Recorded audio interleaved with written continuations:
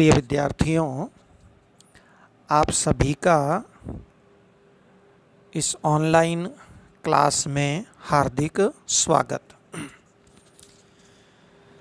हमारे पाठ्यक्रम में स्वप्न वासव दत्तम नाम का एक नाटक लगा करता है और इस नाटक से संबंधित प्रश्न, छोटे प्रश्न, लघुत्तरात्मक प्रश्न पूछे जाते हैं जिनका उत्तर संस्कृत में अपेक्षित होता है। प्रायः 2 प्रश्न पूछे जाते हैं और यदि उन 2 प्रश्नों का हल हम कर लेते हैं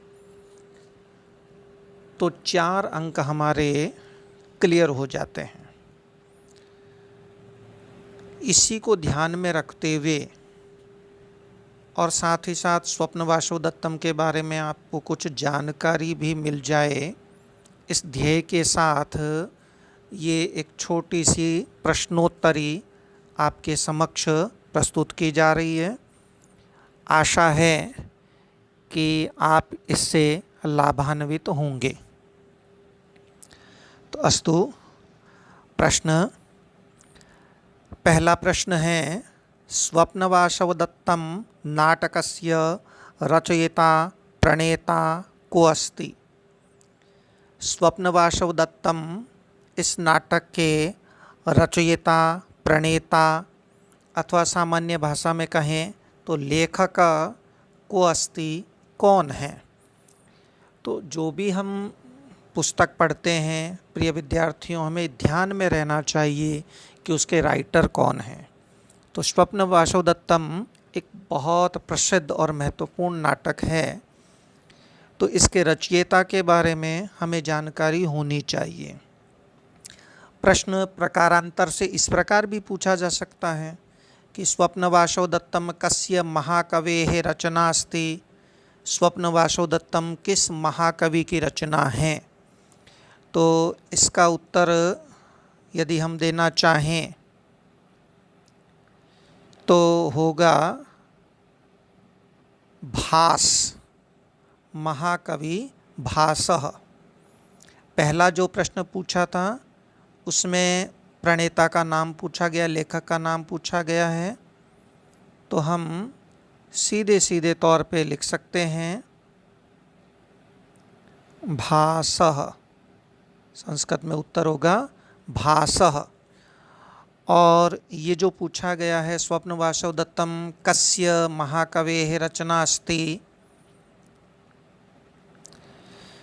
तो यहाँ उत्तर कस्य यानी षष्ठी में उत्तर देना होगा। षष्ठी यानी भासस्य, कस्य महाकवेः भासस्य, है ना। स्वप्न वासव दत्तम भास की रचना है। अस्तु, आगे बढ़ते हैं। दूसरा प्रश्न है, महाकवेः भासस्य कति रचनाः सन्ति?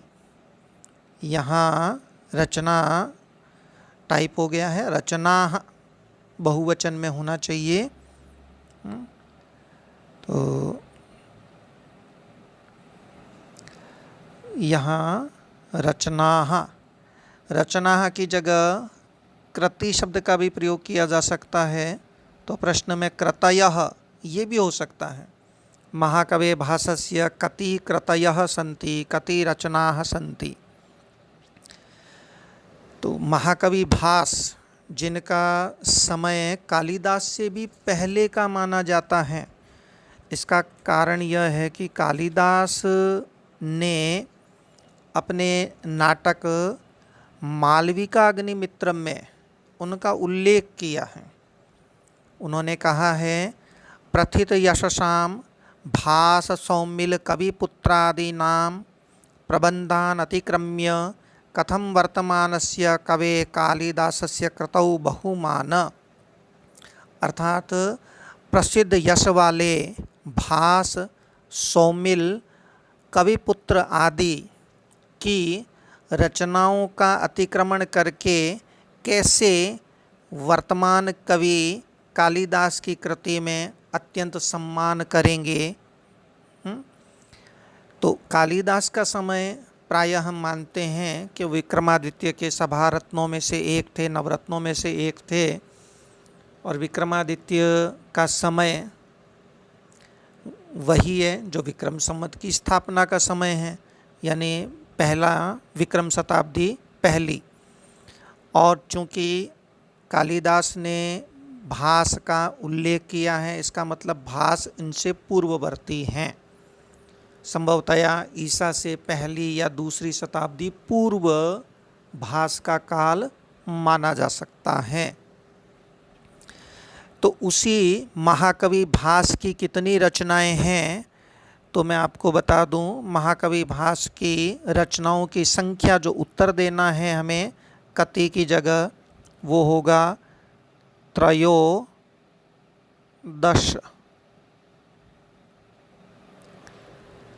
कति रचनाः सन्ति? त्रयोदश रचनाः सन्ति। त्रयोदश, त्रयोदश को हिंदी में कहते हैं 13। तो 13 रचनाएं हैं।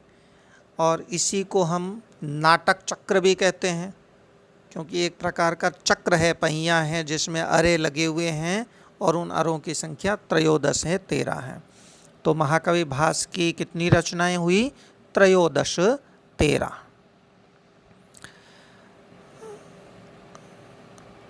अगला प्रश्न है, महाकवेः भासस्य सर्वश्रेष्ठा कृतिः का वर्तते?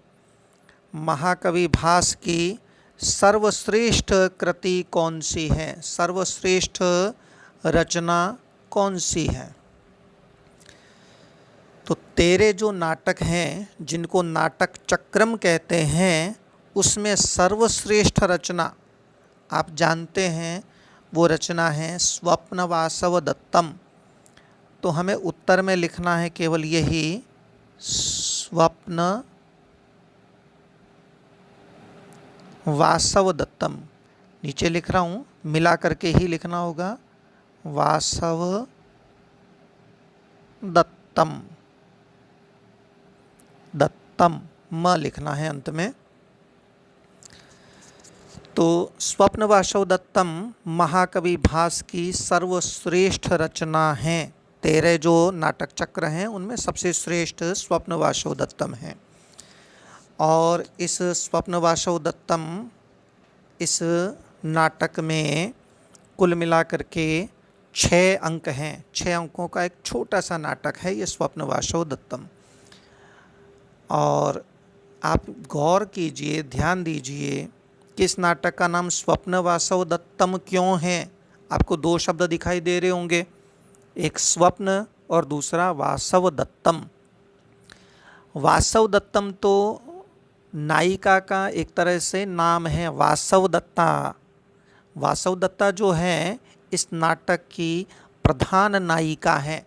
इस नाटक की 2 नायिकाओं के नाम आपको आगे सुनने को मिलेंगे।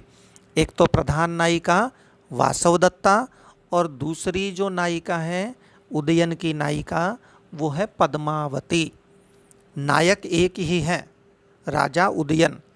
नायिकाएं 2 हैं, उनमें प्रधान नायिका वासव दत्ता है और दूसरी नायिका पद्मावती है। अब ये है कि ये स्वप्न वासव दत्तम जो नाटक लिखा गया है 4 अंकों का, इसका क्या पूर्वार्ध भी है? तो बिल्कुल है।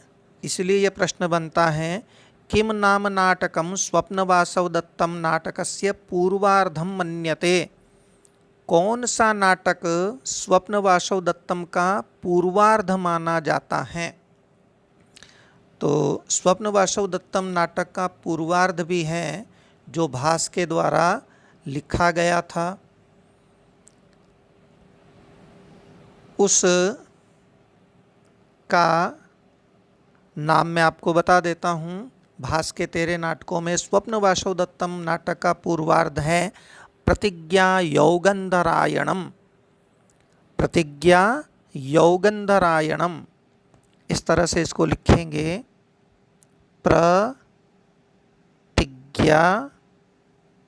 प्रतिज्ञा, और साथ में ही लिखना है, क्योंकि यहाँ जगह कम लग रही है इसलिए मैं यहाँ लिख रहा हूँ यौगंध रायणम, रायणम, है ना। ये एक सब साथ में लिखा जाएगा, प्रतिज्ञा यौगंध रायणम।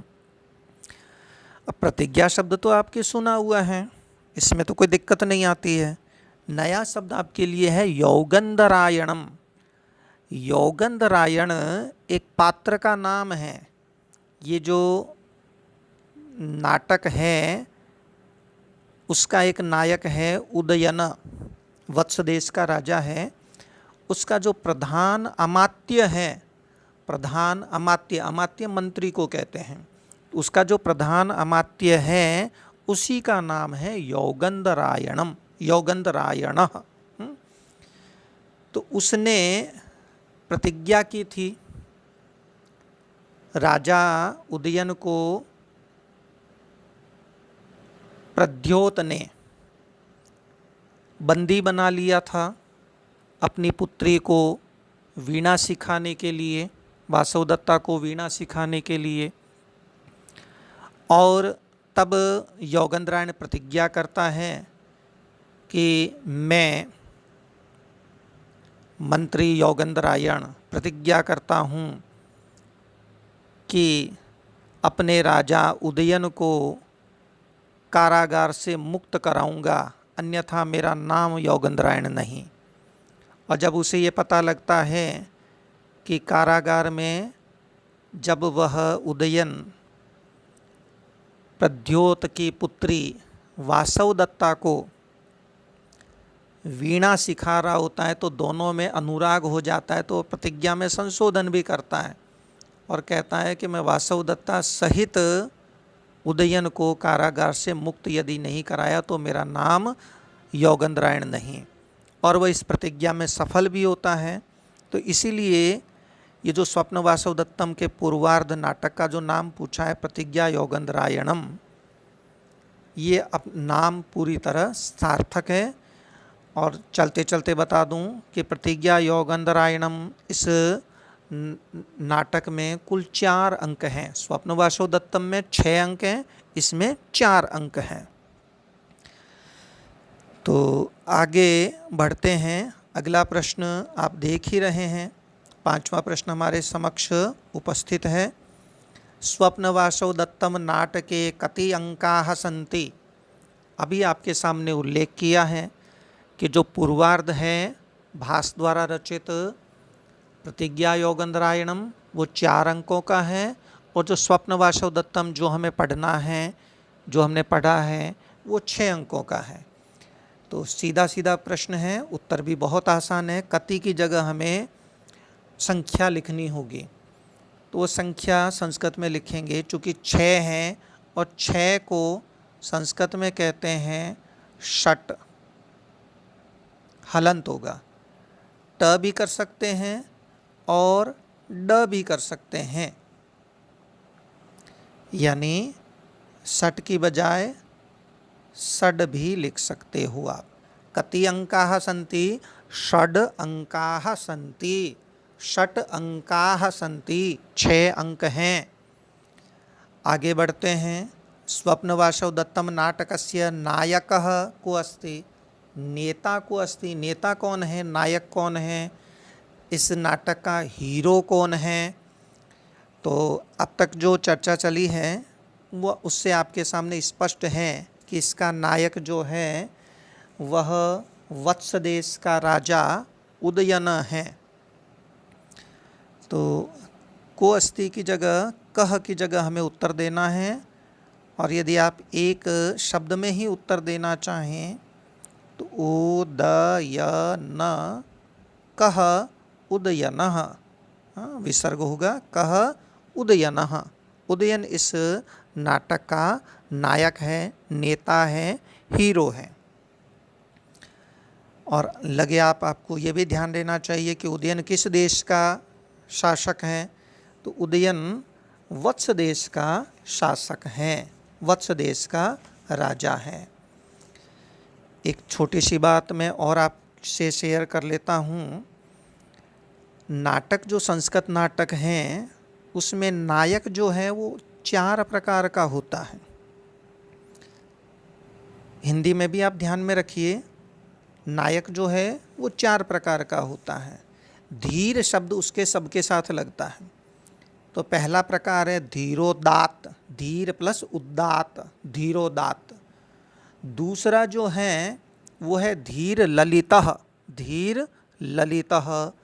तीसरा है धीर प्रशांतः और चौथा है धीरोधत्तः, धीर प्लस उद्धत्तः, उद्धत यानी उदंड, धीरोधत्तः।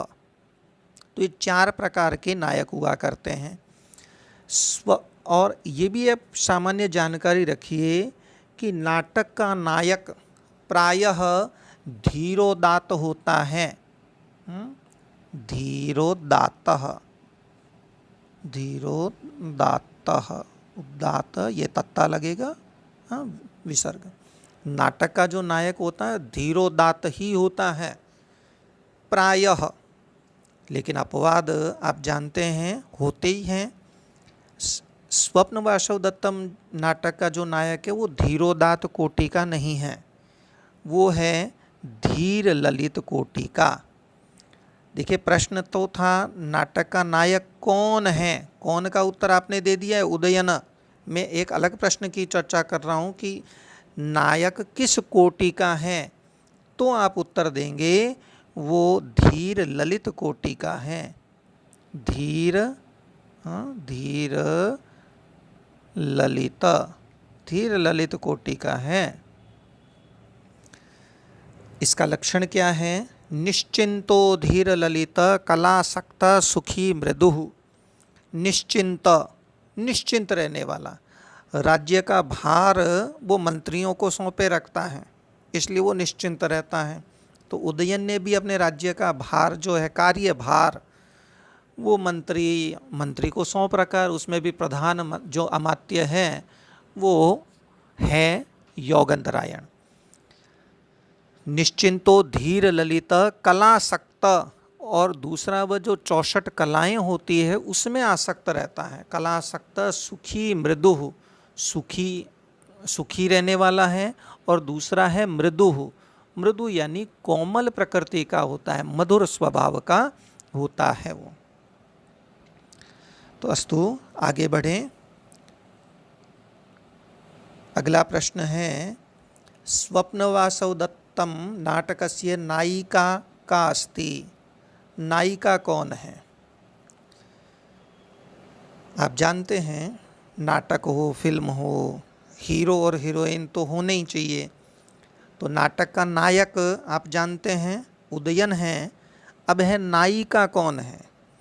तो नायिका जो हैं आपको अभी बताया था 2 नायिकाएं हैं। प्रधान नायिका ऐसा पूछे तब तो उत्तर वासव दत्ता है, और यदि दूसरी नायिका के बारे में पूछे तो पद्मावती है। दोनों नायिकाओं के बारे में पूछे तो आप दोनों के बारे में बता सकते हैं, वासव दत्ता और पद्मावती। लेकिन इसने सामान्य रूप से पूछा है स्वप्न वासव दत्तम नाटक की नायिका का है, कौन है, तो हम सामान्य उत्तर देंगे वासव दत्ता। और ये आपको शुरू में बताया था इस नाटक का जो नामकरण है स्वप्न वासव दत्तम, इसी में मैंने स्पष्ट किया था कि जो वासव दत्तम क्या है, वास्तव में वासव दत्ता ये नायिका का नाम है। एक बात और आपको स्पष्ट कर दूं, हाँ, कई बार ये भ्रम हो जाता है। ऐसा प्रश्न पूछ लेते हैं कि वासव दत्ता किसकी रचना है ना? तो आपका ध्यान सीधे इस वासव दत्ता की ओर आता है और आप कहते हैं वासव दत्ता भास की रचना है। गलत। वासव दत्ता जो है वह एक गद्य काव्य है, गद्य काव्य का नाम है। और अपने जो गद्य कवि हुए हैं दंडी, सुबंधु और बाण भट्ट, तो सुबंधु ने वासव दत्ता नाम का गद्य काव्य लिखा था, ये आपको ध्यान में रहना चाहिए। अगला प्रश्न है उदयन कस्य देशस्य शासकः? उदयन किस देश के शासक हैं? तो उदयन वत्स देश के शासक हैं। उनके देश का नाम है वत्स। वत्स देशस्य, कस्य देशस्य? वत्स, वत्स देशस्य। उदयन वत्स देशस्य शासकः, वत्स देशस्य राजा। उदयन वत्स देश के राजा हैं। और आपको कथानक जब पढ़ेंगे तब आपको ये भी पता चलेगा कि वत्स देश के राजधानी जो है वो कौशाम्बी है। कौशाम्बी, वत्स देश की जो राजधानी है वो है कौशाम्बी। ये आधा म, कौशाम्बी। और उदयन का जो पड़ोसी राजा है, शत्रु राजा है आरुणी। आरुणी ने कौशाम्बी को छोड़ करके लगभग समस्त वत्स देश पर अधिकार कर लिया था। आरुणी ने, राजा उदयन का ये शत्रु हैं। और इस वत्स देश से आरुणी का कब्जा हटाने और पुनः उदयन का कब्जा लेने के लिए ही मंत्री योगेंद्रायण ने एक चाल चली थी, एक चतुराई की थी। और वह चतुराई थी कि हमें यदि किसी तरह से मगध देश की सहायता मिल जाए तो हम आरुणी को हरा सकते हैं। और मगध देश की सहायता पाने के लिए आवश्यक था कि उनके साथ संबंध हो अपना। और संबंध करने के लिए ही उन्होंने तैयारी की थी कि राजा उदयन का विवाह वत्स देश की राजकुमारी पद्मावती से हो जाए। जो दूसरी नायिका है पद्मावती, वो वत्स देश की क्षमा कीजिए, मगध देश की राजकुमारी है। उसके साथ उदयन का विवाह हो जाए। तो इसीलिए चूँकि राजा जो हैं वो उदयन अपनी पत्नी वासवदत्ता से बहुत अधिक प्रेम करते हैं, वो इसके लिए तैयार नहीं हुए। तो एक घटना घटित की गई। राजा परिवार सहित शिकार के लिए निकले, लावाणक नामक गांव में रुके। और वहाँ चूँकि मंत्री योगेंद्रायण ने वासवदत्ता को पहले से ही समझा दिया था, इसलिए ये प्रवाद फैला दिया गया कि वासवदत्ता है वो अग्निदाह में जल उठी है, जल पड़ी है, ख़त्म हो गई है। और इसीलिए उदयन को संभालने का जो जिम्मा है वासवदत्ता के अभाव में, वह मंत्री रोमणवान को दिया गया था। और धीरे धीरे राजा उदयन पद्मावती के संपर्क में आते हैं और फिर इनका विवाह होता है। और विवाह के उपरांत उन्हें मगध देश की सैन्य सहायता भी उपलब्ध हो जाती है। एक बात और ध्यान रखें कि जब वासवदत्ता को घोषित कर दिया गया कि ये जल मरी है, अग्निदाह में ख़त्म हो गई है, लावण गांव में जो आग लगी थी उसमें ख़त्म हो गई, अब बाद में उसको सामने भी लाना है, तो वासवदत्ता कहाँ रहेगी, उसके कैरेक्टर पर प्रश्न भी उठेंगे। इसलिए मंत्री योगेंद्रायण ने एक उपाय सोचा और वह वासवदत्ता को अपनी बहन के रूप में आवंतिका के वेश में, वासवदत्ता को आवंतिका के वेश में और स्वयं को एक सन्यासी के, परिव्राजक के वेश में मगध देश के तपोवन में वहाँ पहुँचता है और राजकुमारी पद्मावती के यहाँ धरोहर के रूप में, न्यास के रूप में रख देता है, ताकि बाद में पद्मावती स्वयं उसकी साक्षी बने। अस्तु। ब्रह्मचारी तपोवनम कुत आगत। पहले अंक में ब्रह्मचारी का उल्लेख मिलता है और वह तपोवन में कहाँ से आया, तो कुतः इसकी जगह हमें उत्तर देना है कहाँ से आया। तो अभी एक गांव का नाम लिया गया था आपके सामने, लावाणक। तो लावाणक ग्राम से वो आया था। तो कुतः की जगह उत्तर होगा लावाणक।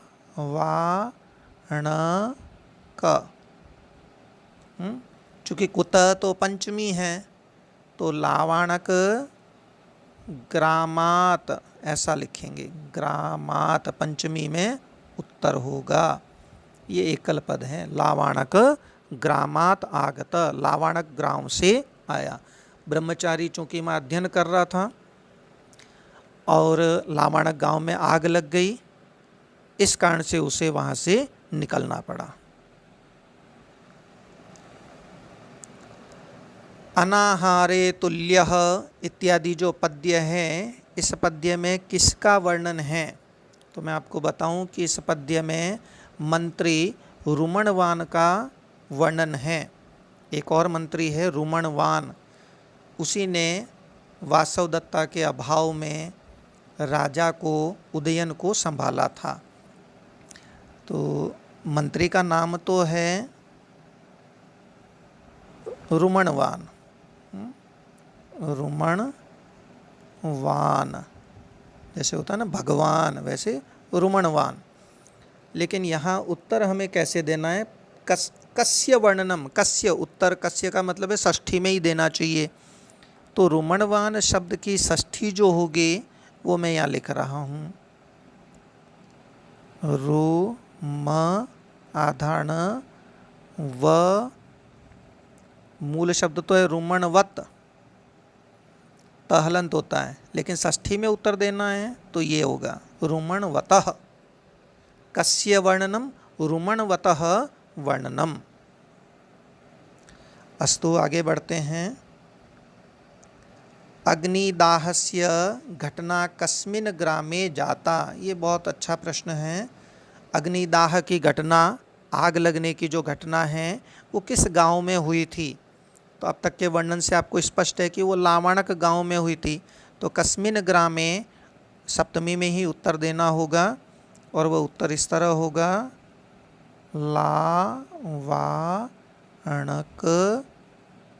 लावाणक ग्रामे।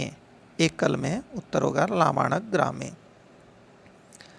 आगे बढ़ते हैं। उज्जयिन्याः राज्ञः किम नाम अस्ति। उज्जयिनी के राजा का क्या नाम है? ध्यान रहे, उदयन जो है वो तो वत्स देश का राजा है। उज्जयिनी, जिसको आजकल हम उज्जैन बोलते हैं, जहाँ महाकाल का मंदिर है ना, मध्य प्रदेश में पड़ता है, तो उस उज्जैन का ही पुराना नाम था उज्जयिनी। तो उज्जयिन्याः राज्ञः किम नाम अस्ति। उज्जयिनी के राजा का क्या नाम है? तो उज्जयिनी के राजा का नाम है प्रद्योत। प्रद्यो, ये ओ की मात्रा, त विसर्ग, प्रद्योतः। प्रद्योत उज्जयिनी के शासक का, राजा का नाम है। और आप ये भी ध्यान रहे कि इस प्रद्योत का ही एक नाम और है, महासेन। महासेन, महासेन न।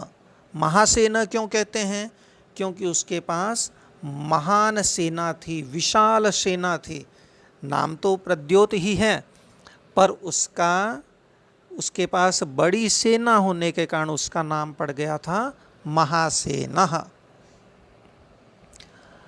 और जो वासवदत्ता है, स्वप्न वासवदत्तम की प्रधान नायिका, वो इसी महासेन के प्रद्योत की पुत्री है। तो अगला प्रश्न अपने समक्ष आ गया है। वासवदत्ता कस्य पुत्री वर्तते। किसकी पुत्री है? तो आप कस्य, आप जानते हैं प्रद्योत नाम है, प्रद्योत। उत्तर हमें षष्ठी में देना है, कस्य षष्ठी है, तो प्रद्योतस्य। वासवदत्ता कस्य पुत्री वर्तते? प्रद्योतस्य पुत्री वर्तते। और प्रद्योत ने ही प्रतिज्ञा योगंधरायणम इस नाटक में अपनी पुत्री वासवदत्ता को वीणा सिखाने के लिए राजा उदयन का अपहरण किया था।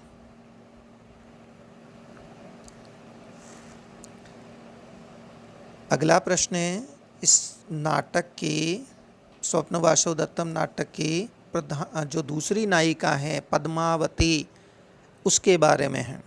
तो पद्मावती कस्य देशस्य भर्तृदारिका अस्ति। पद्मावती किस देश की भर्तृदारिका है, किस देश की राजकुमारी है। तो किस देश की राजकुमारी है ये अपन पीछे जान चुके हैं, हमें केवल उत्तर ही देना है। कस्य देशस्य, मगध देशस्य,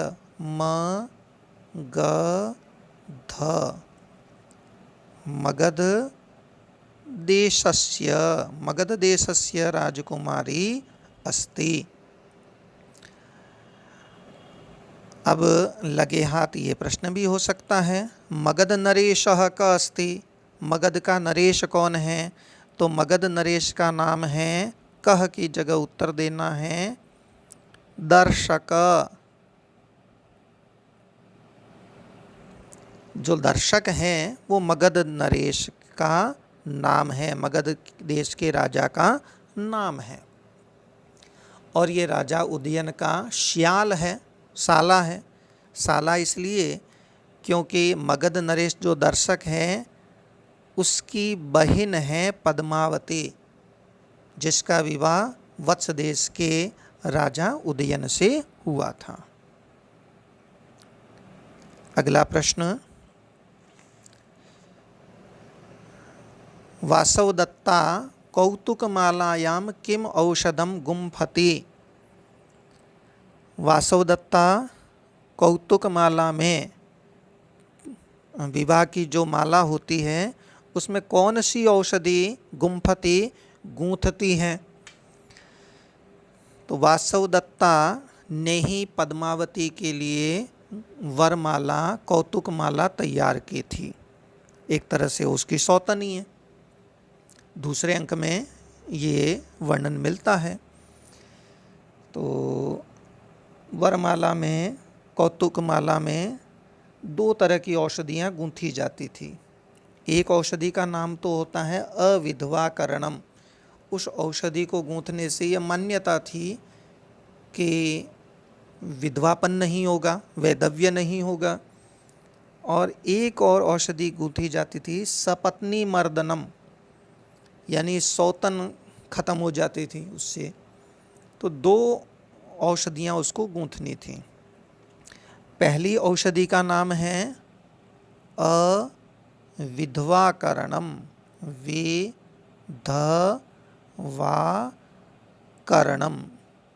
जगह की कमी के कारण नीचे लिख रहा हूँ, उत्तर एकल है ये, अविधवाकरणम।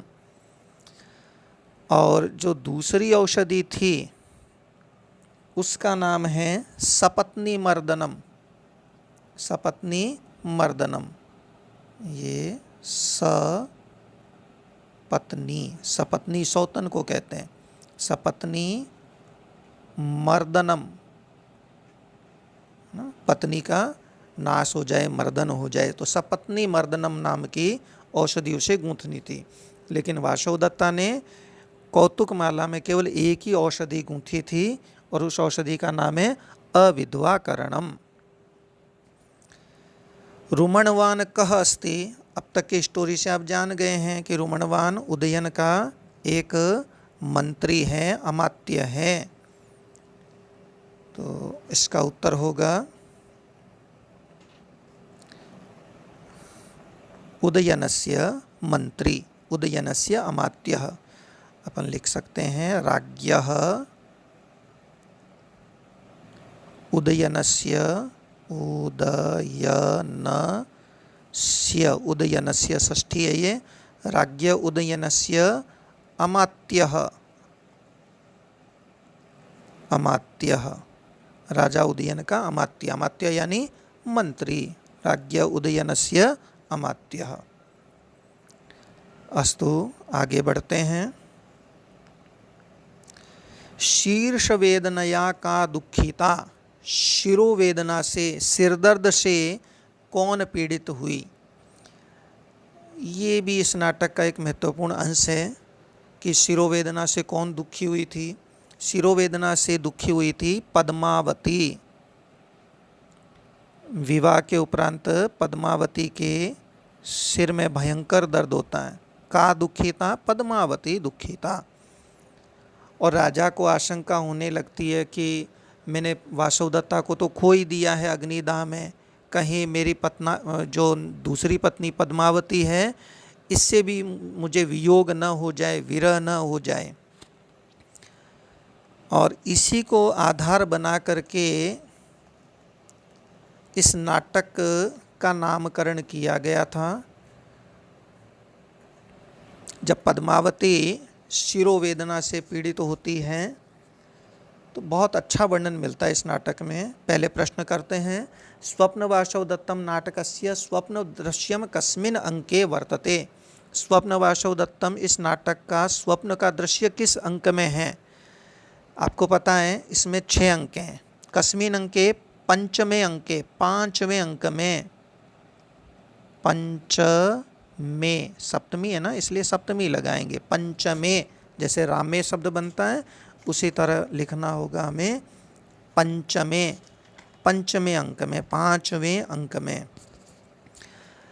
और इस स्वप्न का जो दृश्य है इसी के कारण इस नाटक का नामकरण किया गया स्वप्न वासव दत्तम। मैं 5वें अंक का बारे में आपको बता दूं कि पद्मावती सिरदर्द से पीड़ित हैं। राजा और साथ ही वासवदत्ता को भी इसकी सूचना मिलती है। वासवदत्ता तो वहाँ दासी के रूप में रह रही है, आवंतिका के रूप में। राजा अपनी रोग पीड़ित पत्नी के देखने के लिए जल्दी से उसके कक्ष में जाते हैं, लेकिन कक्ष में पद्मावती है नहीं, शैया रिक्त है। वे उसकी प्रतीक्षा में शैया पर लेट जाते हैं। विदूषक कहानी सुनाने लगता है और राजा को आंख लग जाती है। विदूषक सर्दी से बचने के लिए कंबल लाने बाहर चला जाता है और इसी समय वासवदत्ता का आगमन वहाँ होता है। वह वस्त्रों से ढके हुए राजा को पद्मावती समझकर उसी की बगल में लेट जाती है। उसे वह पद्मावती समझ रही है और वहाँ लेटते ही उसे एक विचित्र प्रकार के आनंद का अनुभव होता है। वह उसका कारण ढूंढना ही चाहती है कि राजा स्वप्न में ही बड़बड़ाता है वासवदत्ता वासवदत्ता। तो वासवदत्ता स्वप्न में सवाल करने वाले उदयन को उत्तर देती है जागते हुए। जब देर हो जाती है तो वासवदत्ता घबराती है कि कहीं मेरा राज खुल न जाए और इसलिए पलंग से उठती है, अपने प्रियतम का मुंह निहारती है और उसकी एक भुजा जो पलंग से नीचे चली गई थी उसको उठाते हुए धीरे से पलंग के ऊपर रखती है। प्रियतमा का जैसे ही स्पर्श होता है राजा का रोमांच हो उठता है, उठ जाता है राजा, नींद खुलती है और पकड़ने के लिए लपकता है, किंतु अधखुली नींद में वह दरवाजे से टक्कर खा करके गिर पड़ता है और इतने में विदूषक आ जाता है। राजा उसको कहता है कि उसकी पत्नी पद्मावती जीवित हैं, वो लावणक गांव में नहीं जली थी। लेकिन विदूषक योजना को बनाए रखने के लिए कहता है कि ये तुम्हारा मति भ्रम है। और इतने में ही मगधराज दर्शक का भेजा हुआ कंचुकी आकर के उदयन से कहता है कि आपका सेनापति रुमणवान, सेनापति नहीं मंत्री, आपका मंत्री रुमणवान मगध देश की सैन्य सहायता से आरुणी नामक आपके शत्रु पर चढ़ाई करने जा रहा है, आप शीघ्र तैयार हो जाएं। इस प्रकार संदेश पाकर राजा युद्धोचित उत्साह दिखाते हुए लड़ाई के लिए प्रस्थान कर देता है। तो 5वां अंक बहुत महत्वपूर्ण है और 5वें अंक में ही स्वप्न की ये घटना घटित होती है और इसीलिए इस नाटक का नामकरण स्वप्न वासव दत्तम किया गया है। अगला प्रश्न है, उदयनस्य शत्रुः कः आसीत्। उदयन का शत्रु कौन था? तो ये नाम अब आपको स्पष्ट हो ही गया है, आरूणी। छोटा रू है ये, आरूणी ही, ये ऐसे लिखा जाएगा, आरूणी ही। आगे बढ़ते हैं। अगला प्रश्न, तपोवने वासवदत्ता योगंधरायण च केन वेशेण प्राविशत। यहाँ त्रुटि है, प्रविशत ये भी चलेगा कि तपोवन में वासवदत्ता और योगेंद्रायण किस वेश में प्रवेश करते हैं। तो आपको बताया था कि तपोवन में वासवदत्ता है वो तो अवंतिका के वेश में, अवंतिका जो उज्जैनी की निवासिनी होती है उसको अवंतिका बोलते हैं, तो वो अवंतिका के वेश में, और योगेंद्रायण है वो परिव्राजक के वेश में, सन्यासी के वेश में प्रवेश करता है। तो इसको ऐसे लिखेंगे, केन वेशेण, पहला वासवदत्ता के बारे में पूछा गया है, तो वासवदत्ता है वो तो अवंतिका,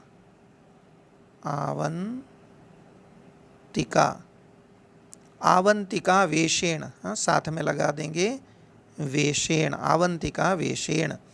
और दूसरा है योगेंद्रायण का, तो योगेंद्रायण है वो सन्यासी के वेश में, सन्यासी को यहाँ कहा गया है परिव्राजक,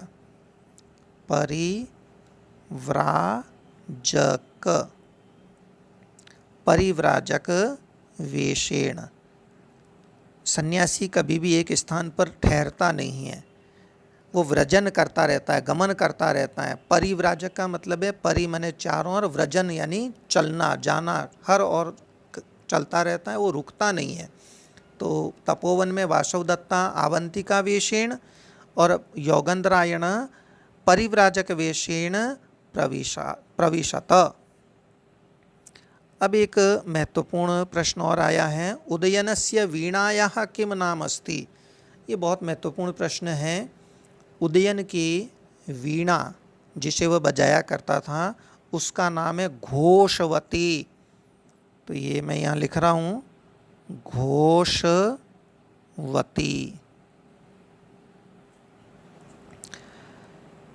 अगला प्रश्न है, योगेंद्रायण काम न्यासी करोति, किसे धरोहर रखता है,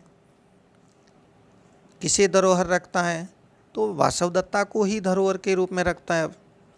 तो काम की जगह उत्तर होगा वासवदत्ताम, काम में द्वितीय विभक्ति है ना, इसलिए वासवदत्ताम द्वितीय विभक्ति में उत्तर हो गया। योगेंद्रायण जो परिव्राजक के वेश में है और वासवदत्ता जो अवंतिका के वेश में है, वह अवंतिका को अपनी बहन के रूप में प्रस्तुत करता है पद्मावती के सामने, और पद्मावती के हाथ में न्यास के रूप में रख देता है, धरोहर के रूप में रख देता है, और कहता है कि इसके पति हैं वो परदेश गए हुए हैं, जब पति आ जाएंगे तो मैं इसको लेने आ जाऊंगा, तब तक आप इसे अपनी दासी के रूप में अपने साथ रखिए। अगला प्रश्न है, स्वप्न वासवदत्तम नाटकस्य विदूषक किम नामधेय अस्ति। प्रत्येक नाटक का एक विदूषक हुआ करता है, जैसे एक हीरो और हीरोइन होने जरूरी है, उसी तरह एक विदूषक भी होना बहुत ज़रूरी है, जो हंसी मजाक टाइप का होता है और नायक नायिका का बहुत काम भी निकालता है। जैसे जॉनी लीवर है, साउथ की फिल्मों में ब्रह्मानंद हैं, है ना, वो एज ए विदूषक ही हैं, हंसी मजाक करने वाले। तो स्वप्न वासवदत्तम नाटक का विदूषक किम नामधेय अस्ति, किस नाम का है, तो उसका नाम है वसंतक, वसंतक, किम नामधेय वसंतकः। एक प्रश्न और लेते हैं, जगत भाग्य पंक्ति का इव गच्छति। जगत की जो भाग्य की दशा है, संसार की जो भाग्य दशा है, वो किसके समान चलती है। एक पद्य आया है, उसके अनुसार इसका उत्तर है का इव, किसके समान, तो उत्तर है चक्रार पंक्तिरिव, चक्रार, चक्रार, और आगे लिख रहा हूँ पंक्ति, यहाँ लिख रहा हूँ,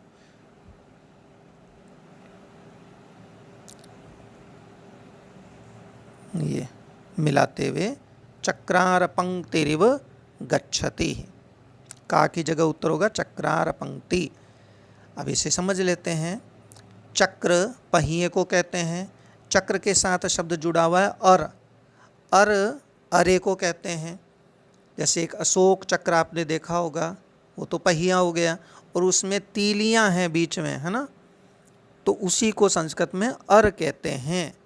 भाग्य जो दशा है वो पहिए के अरों की तरह चलती है। जैसे पहिए का एक अर जो कभी नीचे होता है, कभी ऊपर चला जाता है, ऊपर वाला नीचे आ जाता है, उसी तरह कभी सुख आते रहते हैं और कभी दुख आते रहते हैं। हमेशा सुख भी नहीं रहता और हमेशा दुख भी नहीं रहता है। पद्मावती उदयनस्य पत्नी भविष्यति इति कैः आदिष्टम। पद्मावती उदयन की पत्नी होगी, ये किन्होंने भविष्यवाणी की थी? ये भविष्यवाणी किन्होंने की थी? तो ज्योतिषियों ने की थी। उन ज्योतिषियों के नाम मैं बता देता हूँ। पुष्पक, भद्र आदि। एक का नाम है पुष्पक,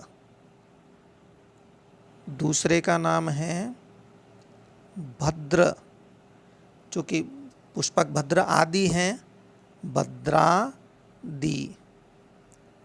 और तृतीया में उत्तर देना है कैः, तो पुष्पक भद्रादि भी, ये एक कल लिखना होगा आपको, पुष्पक भद्रादि भी।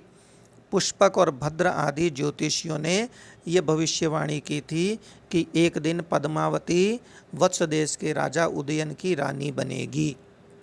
और इसी ज्योतिषियों की भविष्यवाणी पर विचार करते हुए मंत्री योगेंद्रायण ने अपनी एक कार्य योजना तैयार की थी। वासवदत्ता को लावणक गांव में अग्निदाह में जली हुई घोषित कर दिया और फिर उदयन का विवाह मगध देश के राजा दर्शक की बहन पद्मावती से कराया था। तो अस्तु, इन प्रश्नों पर हमने विचार किया है और मुझे आशा है, उम्मीद है कि आप इन प्रश्नों को अच्छी तरह से तैयार कर लेंगे। बहुत सरल प्रश्न है और स्वप्न वासवदत्तम नाटक के बारे में भी आपको बहुत सी जानकारी इन प्रश्नों के माध्यम से मिल चुकी है। जब आप नाटक पढ़ेंगे तो वो भी आपके लिए बहुत आसान हो जाएगा। और परीक्षा की दृष्टि से देखें तो आपने 4 अंक अर्जित कर ही लिए हैं और मेरा ऐसा विश्वास है कि इन प्रश्नों के अलावा कोई प्रश्न परीक्षा में आपके समक्ष स्वप्न वासवदत्तम का नहीं आएगा। तो इसी शुभकामनाओं के साथ नमो नमः।